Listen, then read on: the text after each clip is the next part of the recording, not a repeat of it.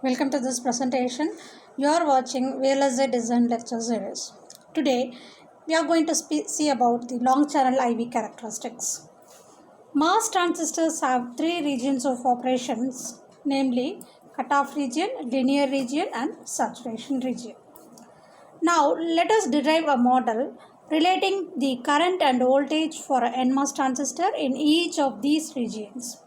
So the model assumes that the channel length is long enough that the lateral electric field is nothing but the field between the source and the drain, which is relatively low and which is no longer the case in nanometer devices. And this model is variously known as long channel, ideal, first order or Shockley model. The long channel model assumes that the current through an off transistor is zero. What you are seeing here is a diagram which shows the relationship between the current and the voltage, and the three regions are shown in this diagram. So when a transistor turns on, that is when VGS is greater than VT, the gate attracts carriers to form the channel. The electrons drift from the source to drain at a rate proportional to the electric field and between these regions, and thus we can compute currents if we know the amount of charge in the channel and the rate at which it moves. And we know that the charge on each plate of the capacitor is Q is equal to CV, and thus the charge in the channel is Q channel is given by, that is Cg into VGS minus VT, where Cg is the capacitance of the gate to the channel and VGS minus VT is the amount of voltage attracting charge to the channel beyond the minimum required to invert the P to N. Okay. And the gate voltage is a reference to the channel which is not grounded. If the source is at Vs and the drain is at Vd, then the average is Vc is equal to Vs plus Vd by 2, which can be written as Vs plus Vds by 2. Okay, therefore, the mean difference between the gate and channel potentials VGC is Vg minus Vc is equal to VGS minus VDS by 2. And this you can see in this figure.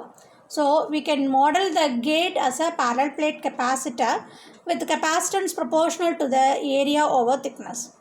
If the gate has length L and width W and the oxide thickness is TOX, and then the capacitance can be given as Cg is equal to KOX into epsilon naught into WL by TOX, which is related to the formula that epsilon A divided by D. So this can be written as epsilon naught x into WL by TOX, which can be written as COX into WL, where COX is equal to epsilon naught x divided by TOX. So epsilon naught is the permittivity of free space, which is given by 8.85 into 10 power minus 14 F by Cm, and the permittivity of SiO2 is KOX is equal to 3.9 times as squared. Often the epsilon OX by TOX term is called COX, the capacitance per unit area of the gate accept. What you are seeing here is the transistor dimensions, which shows the length and width of the diffusions, and the TOX is shown here, which is the thickness of the oxide here. So it is shaded in blue color. So this is your length of the channel and this is width of the channel W. Some nanometer processes uses different gate dielectric with a higher dielectric constant.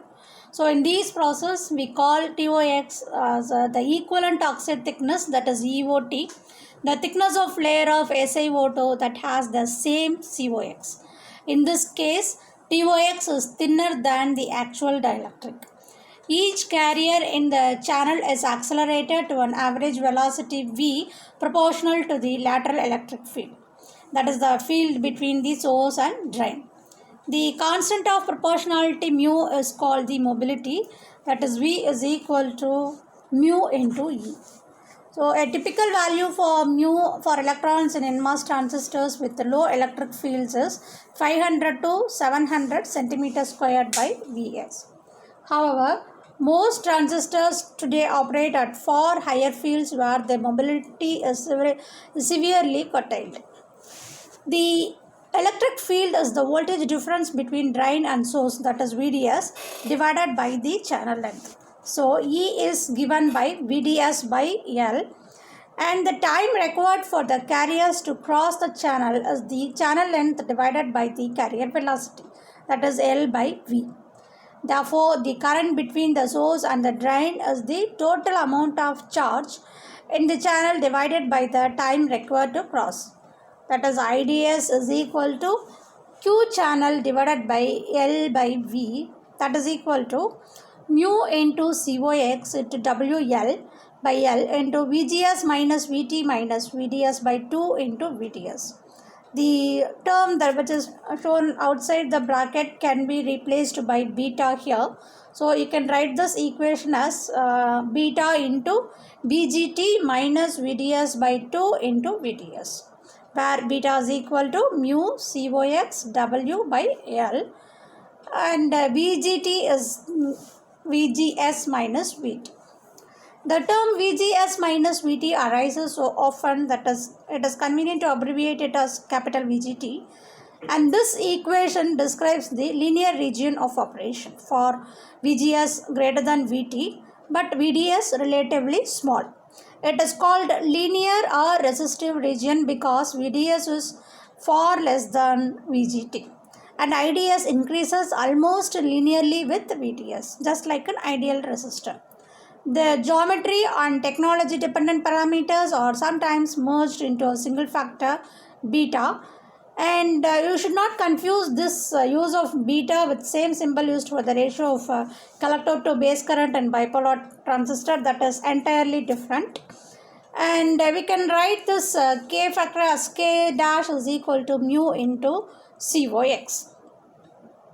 If VDS is greater than VD saturation, that is equivalent to VGT, the channel is no longer inverted in the vicinity of the drain. Then we say it is pinched off, and beyond this point called the drain saturation voltage, increasing the drain voltage has no further effect on current. Substituting VDS is equal to VD saturation at this point of maximum current into this equation, we find an expression for the saturation current that is independent of VDS. Therefore, IDS is equal to beta by 2 into VGT square. The expression is valid for VGS greater than VT and VDS greater than VD saturation. Thus, the long channel MOS transistors are said to exhibit square law behavior in saturation. Two key figures of merits for a transistor are I on and I off. I on is also called as ID saturation as the on current, and IDS when VGS is equal to VDS is equal to VDD.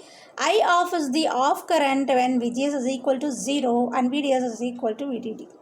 According to long channel model, I off is equal to 0. So you can write I on as beta by 2 into VDD minus VT.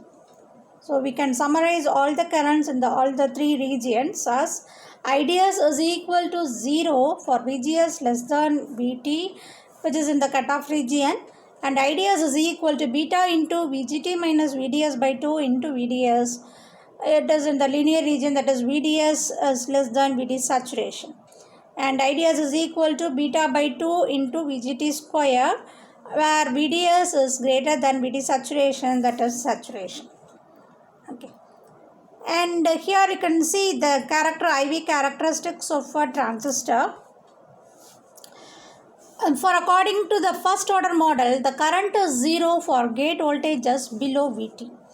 For higher gate voltages, current increases linearly with VDS for smaller VDS. As VDS reaches the saturation point, VDS is equal to VGT and current rolls off and eventually becomes independent of VDS when the transistor is saturated. The Shockley model overestimates the current at higher voltage because it doesn't account for mobility degradation and velocity saturation caused by the high electric fields. PMOS transistors behave in the same way but with the signs of all voltages and currents reserved. The IV characteristics are in third quadrant for PMOS transistor. To keep notation simple in this text, will record the signs and just remember that the current flows from the source to drain in a PMOS transistor. The mobility of holes is in silicon is typically lower than that of electrons, and this means that the PMOS transistors provide less current than NMOS transistor of comparable size, and hence are slow. They are slower. That is, PMOS transistors are slower when compared to NMOS transistors. The symbol mu n and mu p are used to distinguish between the mobility of electrons and holes in NMOS and PMOS transistors respectively. And the mobility ratio mu n by mu p is typically 2 to 3. And we'll use generally 2 for examples. Okay. And the PMOS transistor has the same geometry as the NMOS transistor, but with the mu p is equal to 40 centimeter squared per V and VTP is equal to minus 0.3 volt. Similarly, beta n, beta p, k dash n and k dash p are sometimes used to distinguish NMOS and PMOS IV characteristics. So we can also consider an example. So suppose let us have an example. Consider an NMOS transistor in a 65 nanometer process with a minimum drawn channel length of 50 nanometer, which means that lambda is equal to 25 nanometer.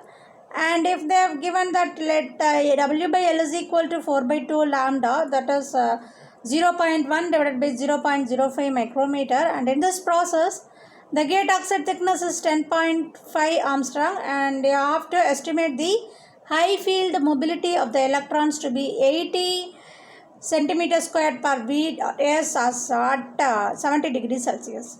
The threshold voltage is 0.3 volt, and you have to plot the IDS versus VDS for VGS is equal to 0, 0.2, 0.4, 0.6 and 0.8 and 1 volt for using the long channel model. So for what we have to do is you have to first calculate the beta value, and the beta value is given in this equation. Let us say this is the equation for beta, which is mu into COX into W by L. If you substitute all the values of mu, COX and W by L, you will get 262 W by L AB square. From that you can plot the characteristics between the IDS and VDS for various values of VGS. Thank you.